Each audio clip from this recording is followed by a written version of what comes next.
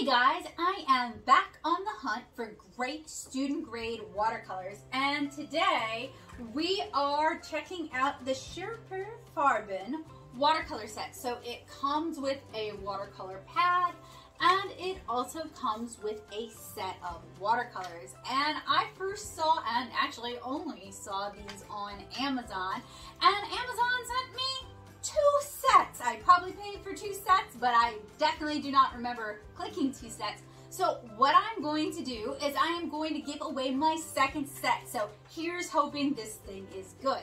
So today we are going to unbox and swatch this set. We are going to try their paper. We're going to try their paints. In a follow-up video, we're going to put these to the Natto Soup Studio field test, where we create an illustration using maybe the paper, maybe the paints, ideally both together, but if one is terrible, oh, I don't know if I have that in me. So cross your fingers that these are better than I fear and as good as I expect. So we've had some fairly decent luck with decent student grade watercolors, especially those from China. Recently we reviewed the Mia watercolor palette and I kind of liked it. And before that we reviewed the Mei Liang pigments palette and I liked that as well. So I have high hopes that this palette will perform, maybe not to professional grade standards, but it won't be as bad as some of the palettes I reviewed here on the channel. So let's cross our fingers and dive right into unboxing and swatching the Schpirerr Farben watercolor set.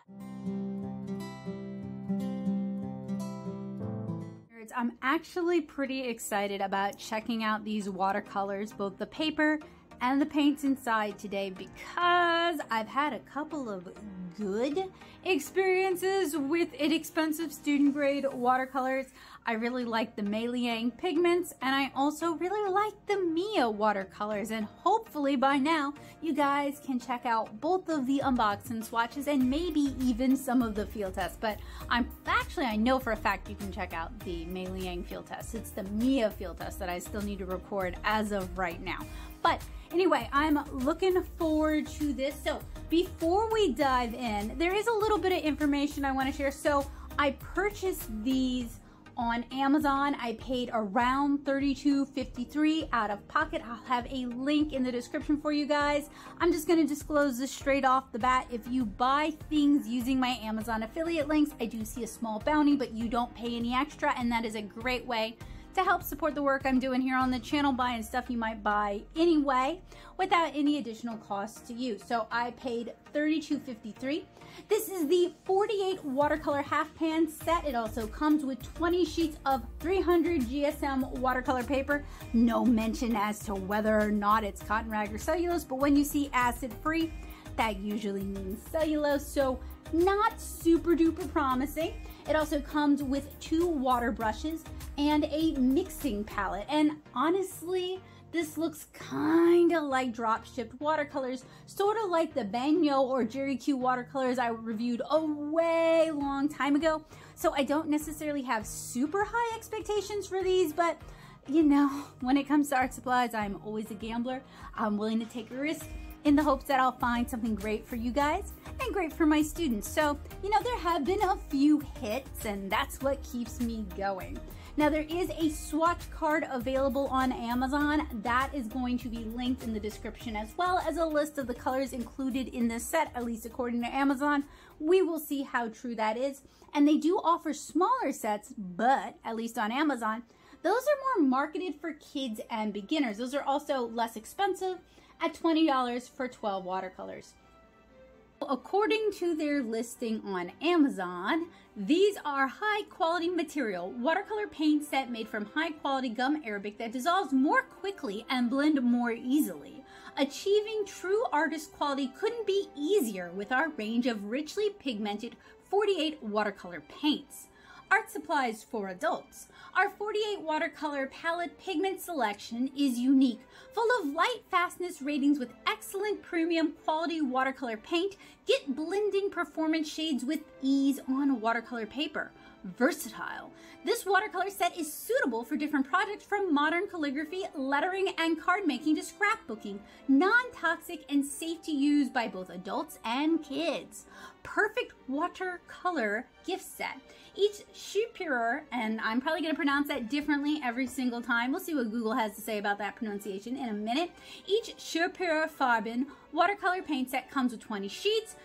Whoa, okay, they changed their tune there because in that listing it says 230 gram watercolor paper, and then over here we have 300 gram per square meter watercolor paper. A mystery afoot, or a typo.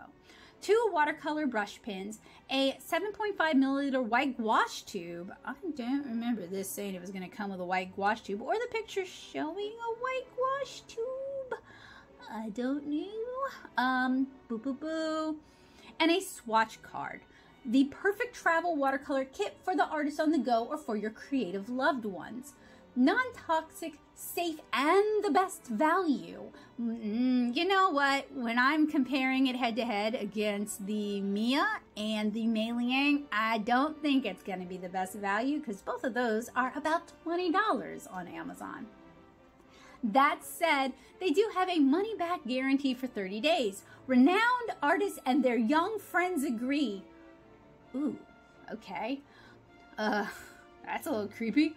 There's no point in overpaying when you can simply buy Schpirerr Farben. So go ahead, click add to cart now. You'll agree that these are superior to the best. Whoa, that's a big claim there. You'll agree that these are superior to the best watercolor paint set, watercolored pens, or watercolor paints, or expect a full refund for 30 days.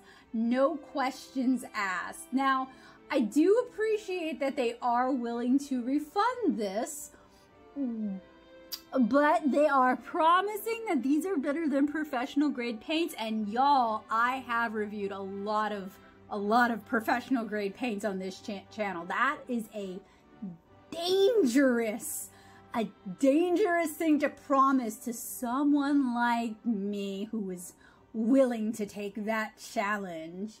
They also talk about renowned artists. Not that I'm doubting it, but who? I'm sure they sent this out to some influencers because especially with like drop shipped Amazon stuff, they do send it out to artists and influencers sometimes to get like a few sound bites or review. I understand that. These were purchased out of my pocket. They were not sent to me to review, so I am not one of the renowned artists, which is not surprising because I'm not renowned, but you know, I would like to know some names when you make a claim like that. And they also, at least on Amazon, compare these against the Emoji 42 premium colors that look a lot like Arteza. They also compare them against Cotman. They compare them against the Komorebi set, which I happen to really like. It's also a 48 pan set, and it's for sale right now for $21.99, so get on that because it's a pretty good price. And again to Cotman. So basically, this set here is $32.53. The set that looks a lot like Arteza but isn't is also 48 colors, is $25.99. The Cotman set with 24 colors is $33.10. And hey, spoiler, I generally recommend you don't do Cotman, just get Winsor and Newton. I have a lot of Cotman reviews here on the channel. I hope y'all will check them out. The Komorebi set is, 40, including neon, so 40 colors, including neons and metallics. I use that all the time. You guys will see a lot of my, sort of my watercolor studies. I do a lot of that with the Komorebi set. I've also done a lot of Gansai style watercolor with the Komorebi set, so I'm really familiar with it. And those are whole pans, and I love that set. And that's $21.99. And then they compared again against Cotman. And this has a 4.7 out of 5-star rating with 354 ratings. And we will be able to get pigment and light fast information on Schpirerfarben.com. So I do appreciate that. So Schpirerr Farben makes other things. They sell watercolor brushes. Those look to be synthetic. They also sell color pencils, mixing palettes, watercolor sets, more color pencils, ceramic palettes. So it's a lot of that kind of stuff, at least according to their website. And if I go ahead and I click their mixing palettes, not that you guys can see me click that, but they are just porcelain ceramic palettes, which are nice. You do have to kind of click around a lot to be able to find, actually, I don't think you can even order off their site. It sure doesn't look like it, which is a little weird. I guess they're not a business to consumer distributor though. So regarding their watercolors, they basically have three options. They have the set we're reviewing here today. They have their 12 color watercolor set, and then they have their watercolor pencils. Well, it says colored pencils, but this is under the watercolor set, so and they have a 96 and a 72 color pencil set. So far this is very standard for what I was expecting from this brand.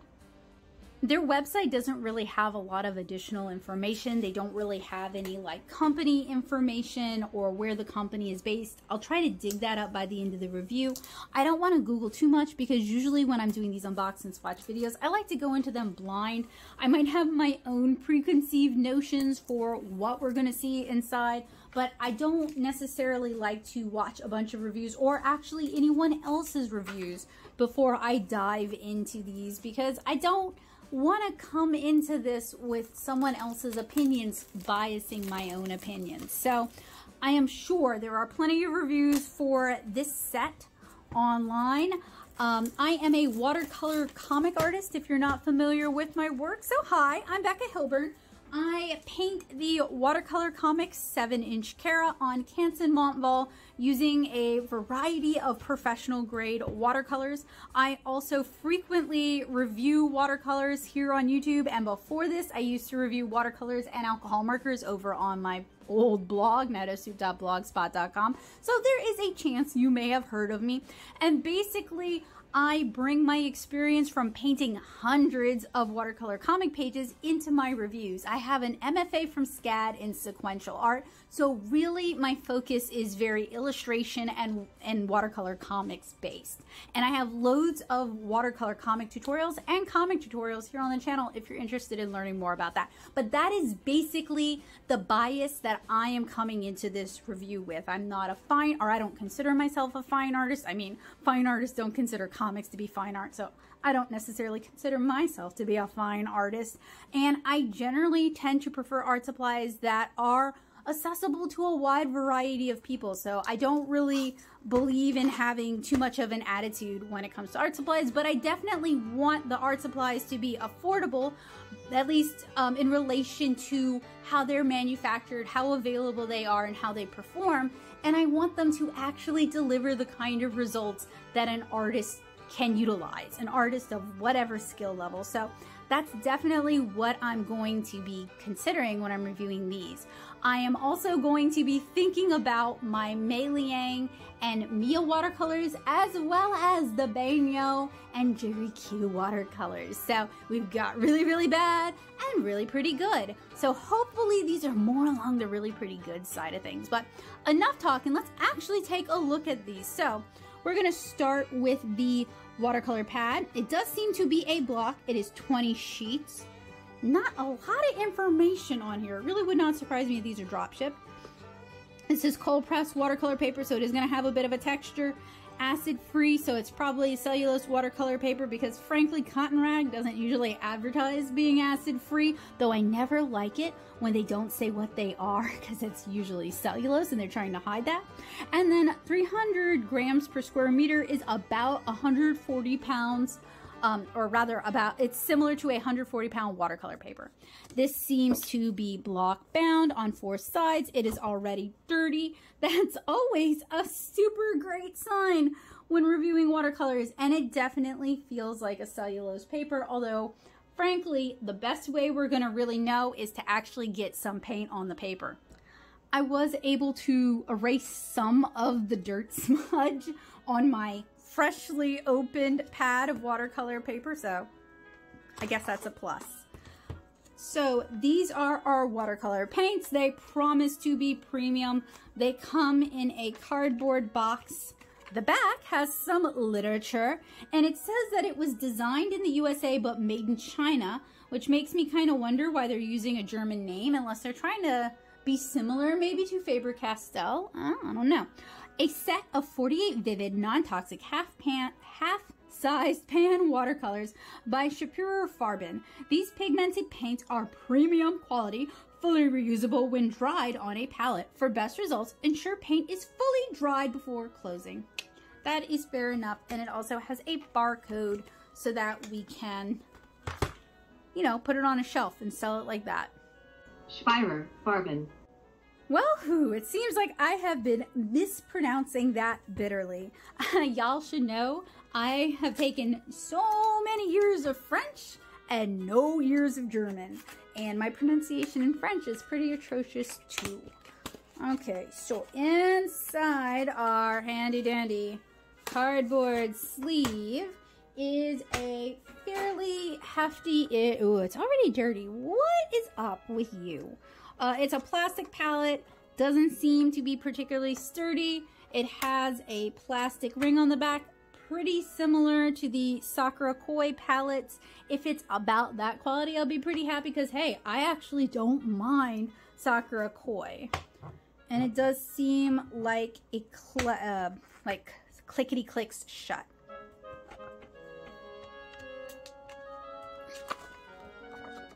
Okay, so inside our plastic palette, we have even more literature.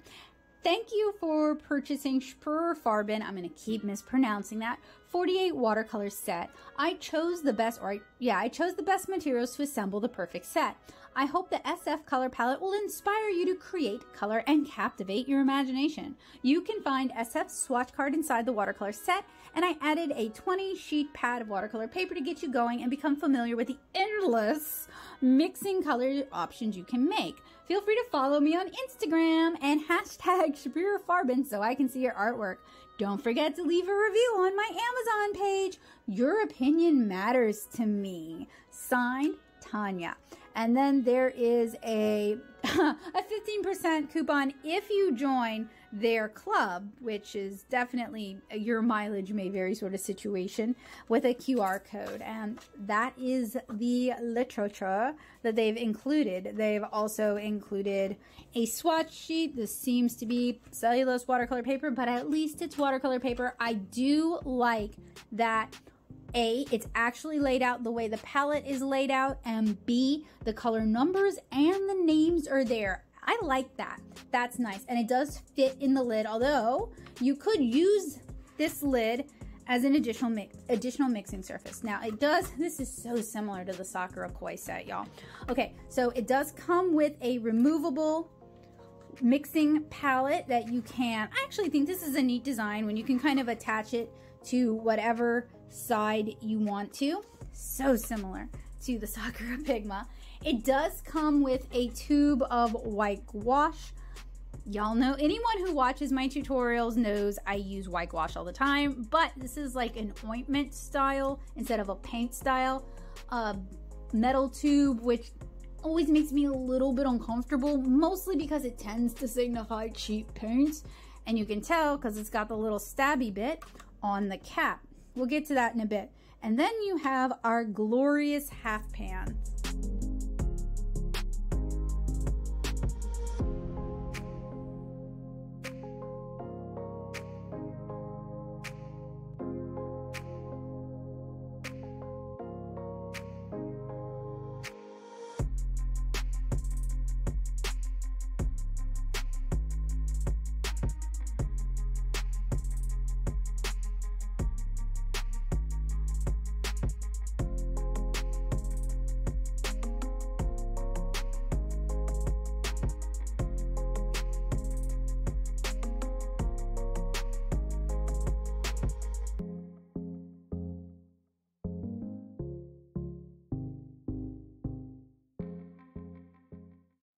In addition to our 48 pans of glorious color. We also receive 2 watercolor brush pens. So these are just water brushes. A friend of mine asked me to do a video all about water brushes. I have not forgotten. I still will. And what's neat about these is that they are different from some of the other designs that I have. So hey, that works out. I've got a new design to show off.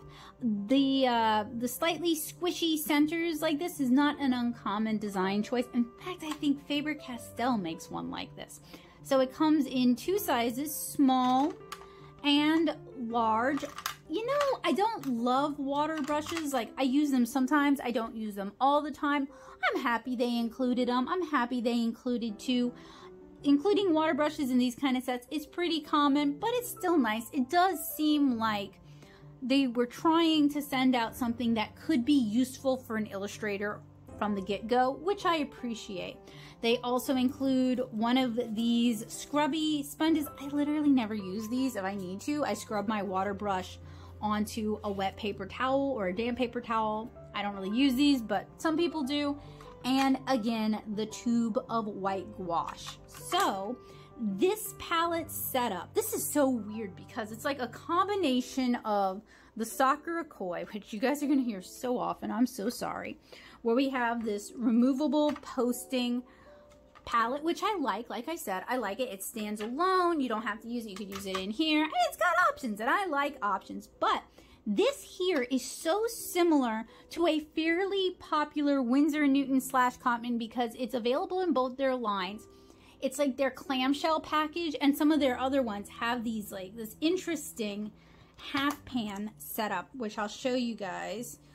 All right, and then you pop them out and you can just kind of replace them. So it's a little bit more modular than the metal tins. So, you know, on one hand, this could travel through TSA with no problem because I don't think there's any metal in this. So in terms of the packaging, this is a mixed bag for me. I really like this design. I really hope these paints are pretty good because I actually really kind of like this palette. And it does look like these are extruded watercolor pans, so they're not poured. Extruded watercolor pans are fine. They're not as nice as poured, but they're fine. They can be a little trickier to activate sometimes. They tend to be full of optical brighteners that make these colors look really bright and pop in the palette. And you guys can see most of these colors really pop out of the palette. If you guys are curious for some contrast, you can compare this to the Mei Liang and the Mia palette. I mean, frankly, I will probably pull both of those out by the end of this video unless this thing is just an utter bomb. If this thing is good, you'll see those palettes at the end of the video. So if this video is longer than an hour, that's probably what I did because I'm feeling chatty tonight. But anyway, extruded half pans have their pros and cons. They're okay. They're very common in student grade and even some professional grade watercolors. So they're not unexpected. The brightness of color here really leads me to believe that these are full of optical brighteners, but you know, without swatching them and seeing what the water looks like, I can't really tell you. Now, optical brighteners make the colors look so dang pretty. They can also make the colors behave a little more like gouache, where you get a lot of opacity, but they are an extender, so that's in lieu of additional pigment. It's just a filler. It means you use up the paints faster, especially when you're doing color mixing, because it takes more of a color to get that vibrancy because you don't have as much pigment in there. It pollutes your water really quickly. It's just not great, but it's very common in cheap watercolors. So what you gonna do? I have a blog post where I talk about it a lot because I figure, you know, better to be informed, but it's one of the reasons I really don't like student grade watercolors in general. And then when I do talk about student grade watercolors, generally I recommend you go with tube. But anyway, so definitely time to do some swatching. So gosh, I'm kind of tempted to do 3 types of swatching tonight. We're obviously going to swatch on their swatch sheet because why wouldn't we? I want to swatch on their included watercolor paper, and I might also do a mud test on this paper. We'll see how this paper performs. But you know, whenever I'm reviewing watercolors, even student grade watercolors, at least my modern reviews, my recent reviews, I try to swatch on a cotton rag paper. Generally, I swatch on the Blick Studio watercolor cotton block It helps me keep my reviews consistent. It also gives these paints their best case Ontario. Their best chance of actually being good is going to be on a cotton rag paper. So when you're painting, you have three big ends, three main things. You've got the quality of your brushes, you've got the quality of your paint, you've got the quality of your paper. You can go cheaper with two, but you gotta have a good one. And most artists will say that if you have a good paper, you can work with cheaper paints and cheaper brushes. I don't necessarily agree. I paint a lot on cellulose myself. So, you know, to me, it's kind of like a sliding scale. So I want to be fair, and I want to at least try these out on a cotton rag paper, because if they're going to shine anywhere, they're going to shine on a cotton rag paper. I'm also going to shots fired here. If you're into aspirational art supplies that are pretty and nice to have on the desk and make you look like an artist, but you never intend to use, this is almost peak aspirational art supplies. I mean, they are so pretty, and once we activate these and swatch these, they are never going to look this good again. So get your beautiful art supply gaze on here, because this is it. This is the best we're going to get. So because there are only so many hours in the day, I'm going to time lapse all of the swatching and then narrate on top of that. So I'll be taking notes, so those will be in the description for you guys. So that is the white gouache. You pierce it using this. It has a metal little cappy thing on it. Not always the greatest sign.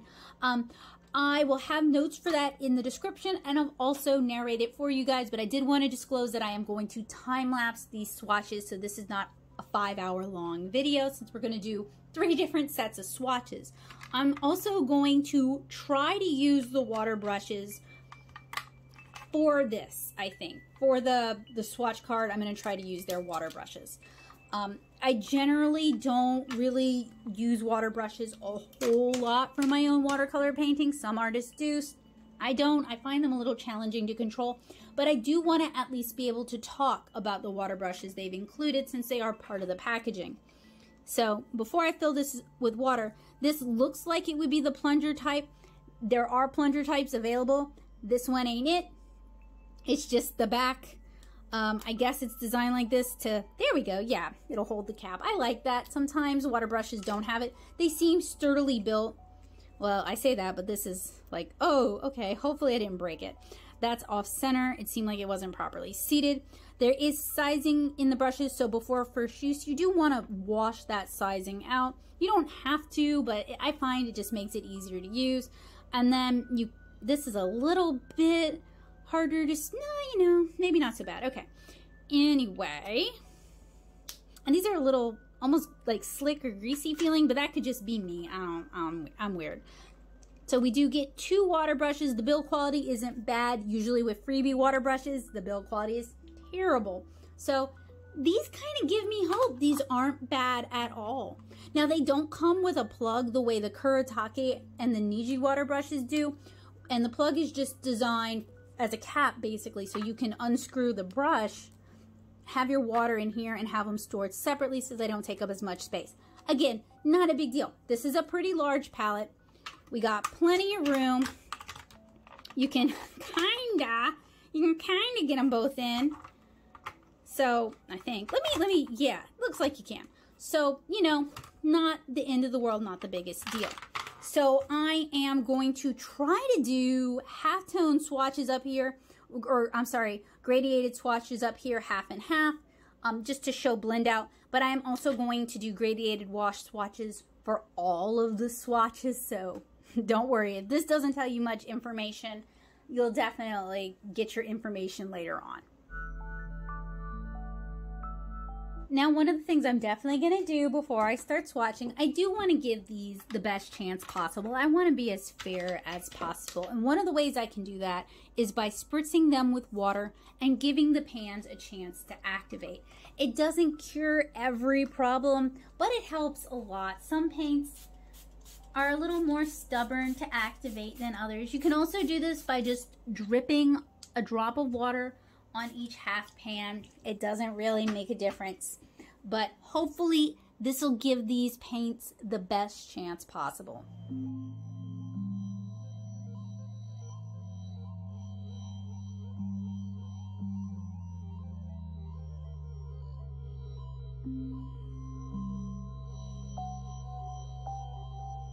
For disclosure, I had planned on using these for all of these swatches, but the paint really globs up on the water brushes and it takes a while just to clean that pigment off, which makes doing graduated swatches pretty difficult. So I'm going to switch over to regular watercolor brushes and a cup of water. I think that'll be faster. These water brushes, there's nothing really wrong with them. They're fine. They behave like water brushes should. They aren't the problem. It's just that these paints are really full of, I think they're really full of optical brighteners. There are a few clues here that are really tipping me off. And I feel like I'm just going to spend a lot of time needlessly scrubbing when I can just throw in the towel and say, okay, the water brushes are just not great for swatching tonight because we got to do all 48 of these 3 times. Let's switch to something that works a little bit better. So I just wanted to let you guys know that it's not a fault with the brushes, it's how these paints are behaving.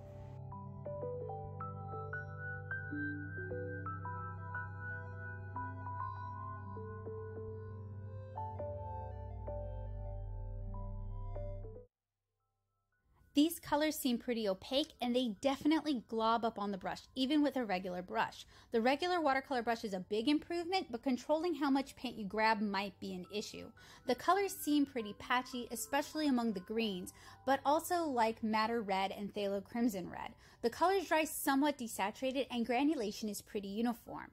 We're going to talk about pigments, transparency, and light fastness after all the swatches.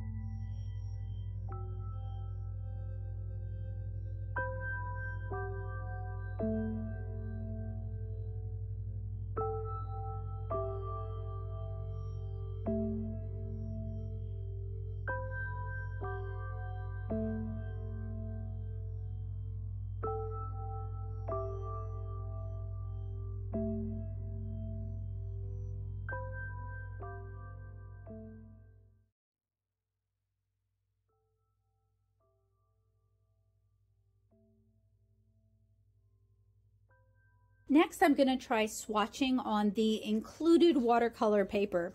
It's going to be really difficult to get full swatches on such a small sheet, but dang it, y'all, I am going to try.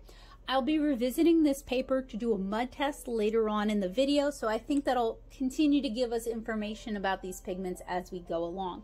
So basically what I'm going to try to do with this is not quite my normal test. I'm going to try to do an abbreviated test since we are limited for space. So I'm going to use I'm not going to use the Copic because I found that those tend to reactivate. Let's try a Pigma BB.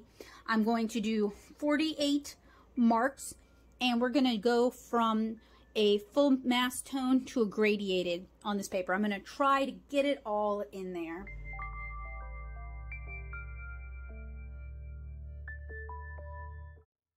So this is on the included block of watercolor paper, and I used a Sakura Pigment BB to test the opacity of these paints. It's going to be difficult to get full swatches of all the colors, so I abbreviated it a bit. And despite being block bound, this paper wants to kip and buckle just from doing small swatches. I can only imagine how bad it's going to fail a true mud test. The colors are pretty vibrant on cellulose paper. There's way less granulation with the Schpirerr Farben than with the included watercolor map. These muddy the water very quickly, so there's a good chance that these have a lot of optical brighteners in them, which make them look great in the Halfpans, but can make them a bit of a challenge to use when you're actually trying to paint a watercolor illustration.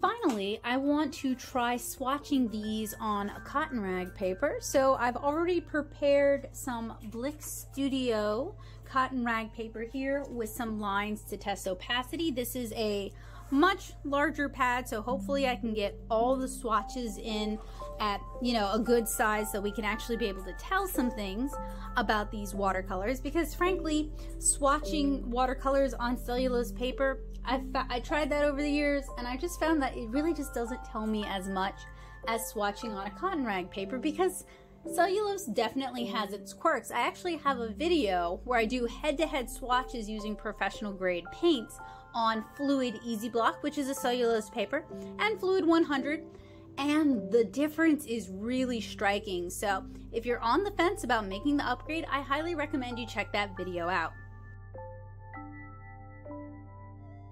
These are far superior on this cotton rag watercolor paper, and this is how I would recommend that you guys use these watercolors if you're going to give them a try yourself.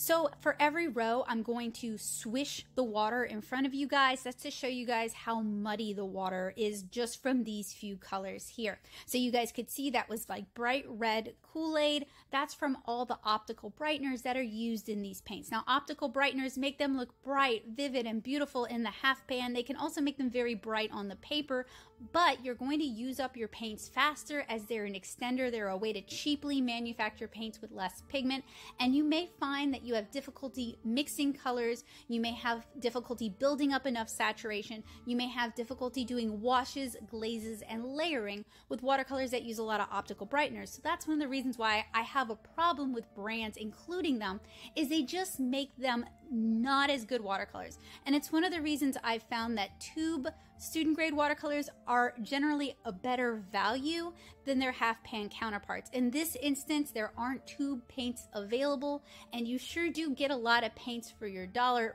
but is this palette comparable with slightly less expensive similar paint palettes like the Mei Liang Pigments palette or the Himi Mia palette? You guys will have to wait to the end of the review because I will compare all three for you guys.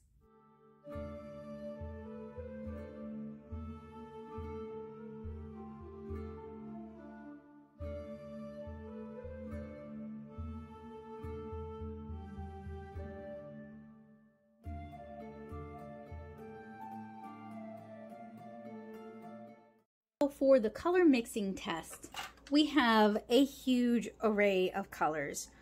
Realistically, you're not going to necessarily be doing a whole lot of mixing with this palette. You don't really need to, and it's probably not designed to put up with that. So I'm not going to do a giant 48 by 48 grid. I'm just going to pick a few colors and do some manual mixing, and I'm going to pick a few colors and do some optical mixing on the cotton rag paper, since it just performs so much better than the cellulose paper.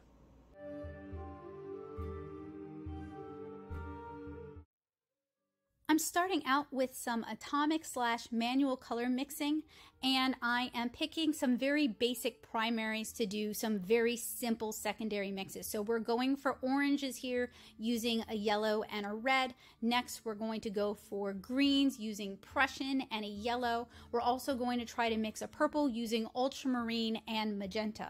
And I found that they mix okay, if a bit underwhelming. There are some super color mixes, and then there's some analogs in the palette itself. So you shouldn't need to mix these colors specifically, but this is a helpful test to see how well these colors can be mixed with colors that are easily identifiable as specific color mixes. So next we're going to be doing some optical color mixing using glazing. This is an important test as well.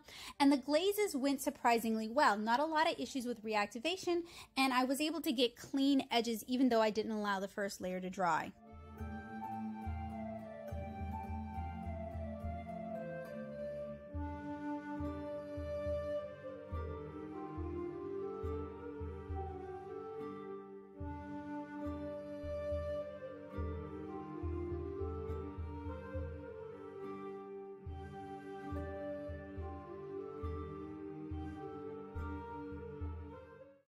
Our color swatches have dried, and I have to say, if you're going to use these paints, cotton rag is really the better way to go. You get a lot better color vibrancy on a cotton rag paper than you do on their included cellulose paper or even on their included swatch sheet. So what I want to do now is I want to make some mud. I want to do the mud test. We're going to do it on their included paper. I do not have high hopes for this paper, to be real with y'all, because I mean it started to buckle and cockle with just this little amount of water, but I promise you guys a mud test. So if it already starts turning to mud after one layer, we'll call it there. Especially because mud tests do tend to be kind of time consuming. They usually take me 3 full days to complete because I have to let them dry first. But we'll see. We will see how this will go. I am not going to be gentle on this paper though. I'm really going to slather it with a lot of water. I'm really going to try to put it to the test and see if we just can't make a mess. So for the mud test, I'm using their included block of watercolor paper, and I'm just going to grab colors. With anything wet into wet, the color just sloughs off. The paper also started to pull away from the block. This paper really won't take a lot of work. This is really not surprising. It's an inexpensive cellulose paper, and those usually can't take a lot of wet into wet washes. I do wish companies would be more honest about the paper content though. Many artists may not realize that acid-free is frequently used to denote a cellulose paper, infrequently mentioned on cotton rag, and this really isn't worth even doing a second layer.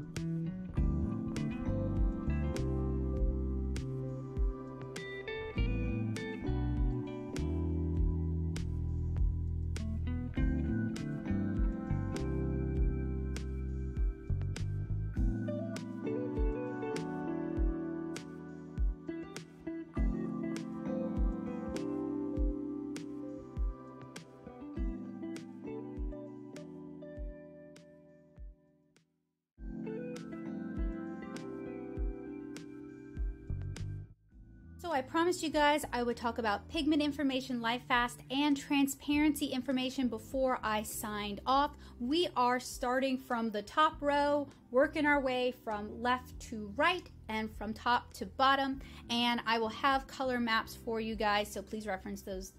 And Schpirerr Farben also makes that available, and I have that link down in the description below as well.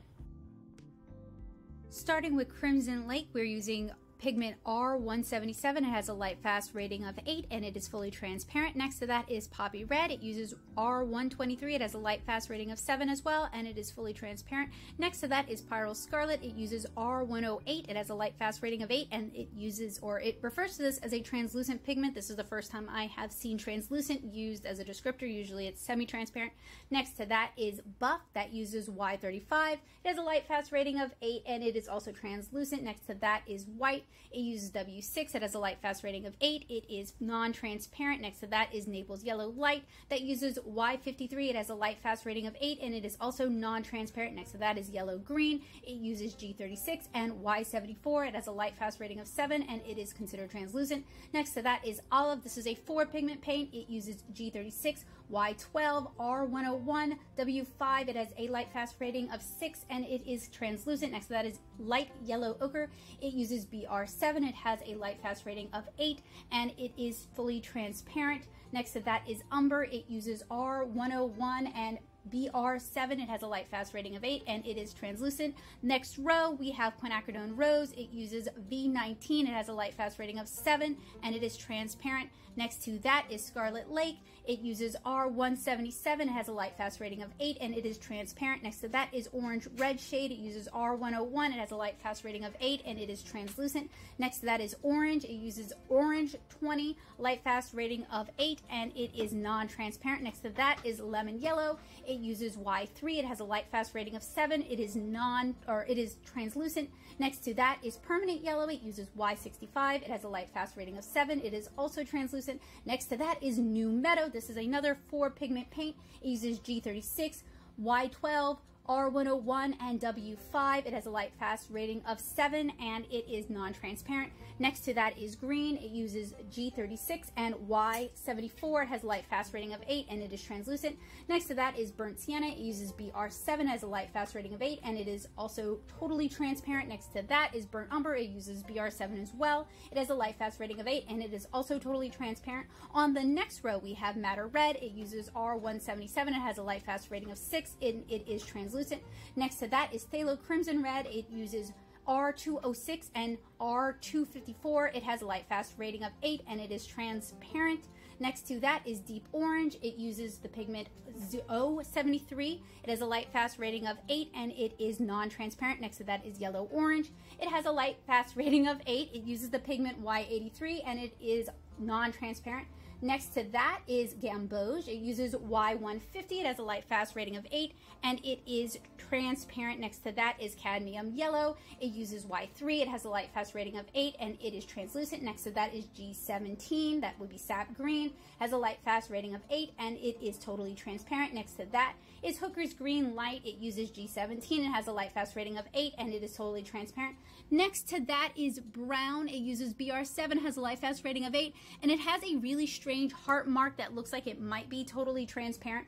Next to that is Sidonia Canyon. It uses R254. It has a light fast rating of 7 and it is translucent. Then on our final row of doubles, we have Pink Dust. It uses V19, has a light fast rating of 7 and it is non-transparent. Next to that is Purple Red Shade. It uses V23, has a light fast rating of 5. It is non-transparent. Next to that is Ultramarine Blue. It uses B29, which is a common pigment for ultramarine.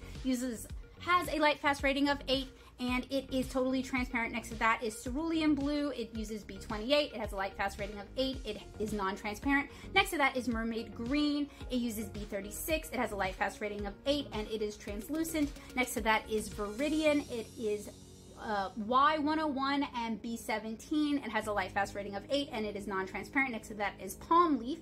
It uses G17, has a light fast rating of 8 and is translucent. Next to that is Sepia. It uses B27. It has a light fast rating of 8 and is totally transparent. Next to that is Cotswolds Brown.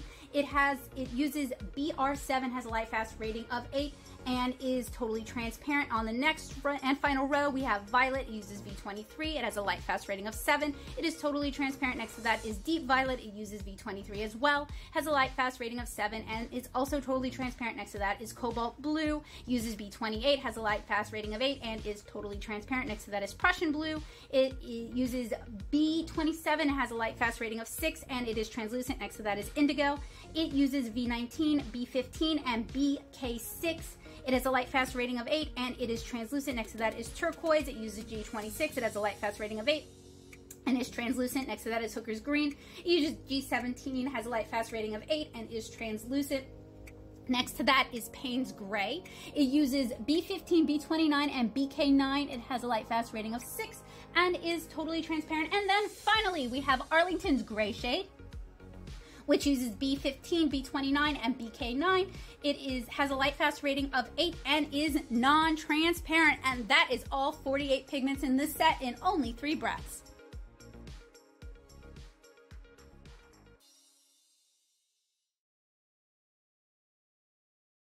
Need another layer to tell you guys that this block of watercolor paper just doesn't pass my mud test, because basically every color I tried to put down, it just removed the color before it, which is not what I want to see from a watercolor paper. It's not a particularly good quality for watercolor paper to have. In fact, I am kind of surprised these are block bound, because that's money. And the paper itself is not necessarily great paper. Perhaps at some point I'll try to do a field test on this watercolor paper, but you know, we'll really see about that. I will probably not be using that as my Schpirerr Farben field test, because I just feel like it's not really fair to the paints themselves. So I have one more test up my sleeve, and that is the ever important lift test. Now what I don't understand is they make their pigment and light fast information, you know, fairly accessible, at least on their website. If you go to their website, you can find their information. And I don't really understand why more companies don't do that or aren't willing to do that. Wow, I'm actually kind of impressed that these are not really lifting. They seem to be holding steady, so that's kind of impressive considering these are probably student grade watercolors, and they probably have a hefty amount of optical brighteners in them. Now, if I were to do this on their included paper, these would lift up immediately. That paper is not going to hold on to any watercolor you put on it, probably. So I can't even say that's like, see, that paper isn't even like a decent cellulose paper, because there are way better cellulose papers, and it kind of gives cellulose paper not the worst name, but it sure ain't doing it any favors. I really cannot fathom why they chose to include that, because the way they kind of talk about it on Amazon and in, you know, their included literature is like it was like a bonus. I mean, I'm going to reread this while I swatch for you guys, just to kind of, so I usually take companies at their word. When they make big promises, I test them on those big promises, because I keep in mind that not everybody is as familiar with these materials as somebody who's been using them for a really long time, and that the kind of people who might buy something like this might end up getting kind of tricked. And I really just prefer when companies are more honest about what they're delivering. So if I seem a little bit harsh or vitriolic, it's not a personal thing. I just prefer when companies are really honest with their customers and instead of trying to sell us something that just isn't there. So Tanya, who it's probably not Tanya behind this, says, "Thank you for purchasing Schpirerr Farben 48 watercolors set. I chose the best materials to assemble the perfect set." So y'all keep that in mind there. "I hope the SF color palette will inspire you to create color and captivate your imagination. And to be fair, their color palette isn't bad." Let me move this. "You can find the SF swatch card inside the watercolor set, and I added a 20 sheet pad of watercolor paper." So she makes it kind of sound, or whoever wrote this makes it kind of sound like it's like a gift, like it's a bonus, it's an add-in, it's a freebie. So what I don't understand is why. That paper is not really very good at all. It's really not going to do these paints any favors. In fact, it's going to make, or Farbens, it's going to make these paints seem a lot worse than they actually are. So I guess my suggestion would be rethink your paper. Like, either source a better economical cellulose paper, attempt to source a half-decent cotton rag paper, or, I don't know, maybe don't include the paper at all. I get the desire to have a ready-to-go set. Like, hey, you've got what you need to paint, now you can paint. But that paper is just really kind of like a detriment to these paints. And I just think that's kind of a shame, because these paints are actually not bad. They say to get you going and become familiar with the endless mixing color options you can make. You're not going to make those endless color options on that paper.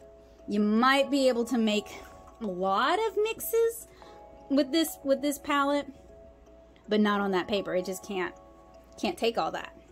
Now, they do say to feel free to follow them on Instagram and hashtag them so they can see our artwork. And I might do that. I usually do like to tag companies when I am using their products, even though we don't have any kind of a brand relationship. And that doesn't necessarily go super well for me. Now, you know, as I've been doing these reviews, part of me does think I need to leave reviews on Amazon as well, because, you know, my goal is to help people find art supplies that they'll like. And this is not like I'm hurting a small business necessarily, but maybe I'll make it a point at one day to collect all my swatch photos and all my field test photos and like leave reviews for everything. I mean, other artists do it, so.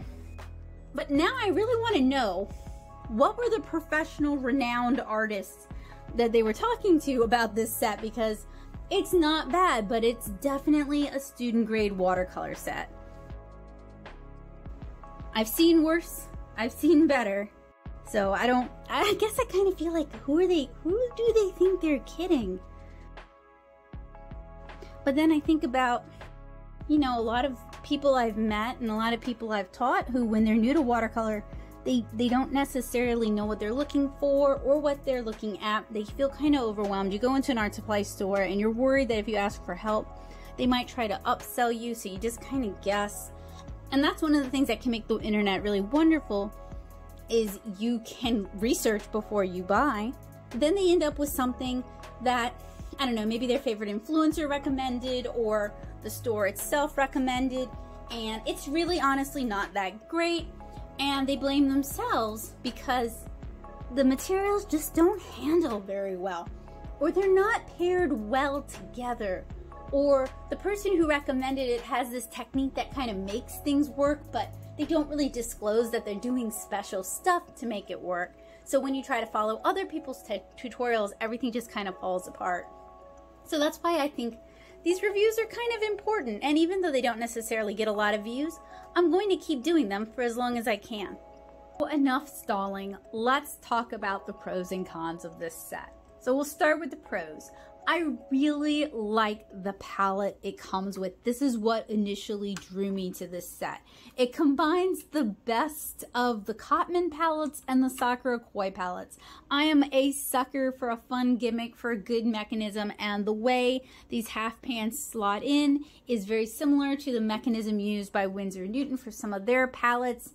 It's a metal-free palette, so other than maybe this gouache tube, so if you want to go through TSA and not have to pull out your watercolors from your backpack, this could be the way to do it. It's also going to be a little bit less heavy than a metal palette, but it's also going to be a little bit less sturdy.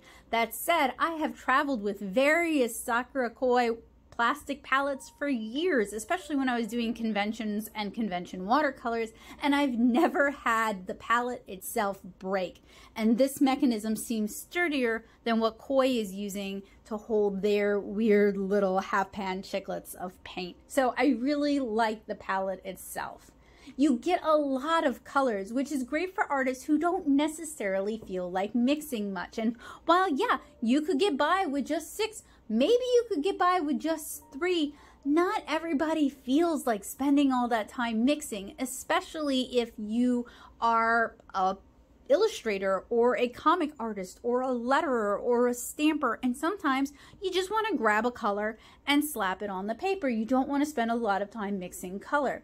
That said, you get a lot of mixing surfaces, so when you do want to mix, maybe when you're out in the field painting something, you get a lot of mixing surfaces to use. The paints themselves are not bad, especially on cotton rag paper like the Blick Studio watercolor paper. So that's the good. What's the bad? Let me show y'all the bad. The included watercolor block is pretty terrible, and it does these paints no favors. I know I ragged on this a lot, but I really think the pad, while it fits and oh, you know, that is so cute, that's such a good fit, the paper inside is terrible. It really does not do these paints any justice. And then the paint kind of just clobs onto the included water brushes, making them difficult to use. A regular brush works much better, though it's not as portable. And that's no slam on the included brushes. These are fairly high quality, inexpensive water brushes. You could take them out of the set and use them for something else if you want to, or they might work well for, you know, brush calligraphers who want something easy and portable on the go. So that's not like a full dismissal, it's just it didn't work for me. What's my verdict? The price point makes this one a weird one for me. To me, it's almost comparable with the Himi and Mei Liang pigment palettes, which I just so happen to have here and here. Let me adjust the camera for y'all. So all three of these are 48 quote-unquote half pan watercolor palettes. All three of these I would classify as being student grade watercolors. Some are a little bit better than others. The only one that I have fully field tested is the Mei Liang palette here, and I'll make sure I link the review for this in the description. I have finished the unbox and swatch for the Mia palette, and I'm looking forward to the field test because I think I might like these even better than the Mei Liang ones, and I really like the Mei Liang ones. The problem is these two palettes are about $20 each. This one comes with a water brush. This one doesn't. Neither of them come with all these extra mixing surfaces. Neither of them come with the dubious quality watercolor paper, but they are both good palettes that are about $10 cheaper, about a third of the price of this palette here. Now, this palette, you could put in your regular half pans into this palette, so it has a little bit further use than the Mei Liang one, which has slightly smaller than regular half pans in a really thin plastic shell, or the Himi palette, which has slightly larger than regular half pans in a equally cheap plastic shell. You know, womp womp. But with both of these palettes, most of the money is going to the paints, I feel. Now with the Mei Liang palette, this, or the Pretty Excellent palette, but these are Mei Liang pigments, it does come in a cute metal tin. The Himi paints come in a plastic tin. It's also in a plastic container. It's also pretty cute though, to be fair. And Mei Liang is made by the same company that manufactures Paul Rubens. It's basically like their student line. So if you like Paul Rubens paints, you might like the Pretty Excellent watercolors.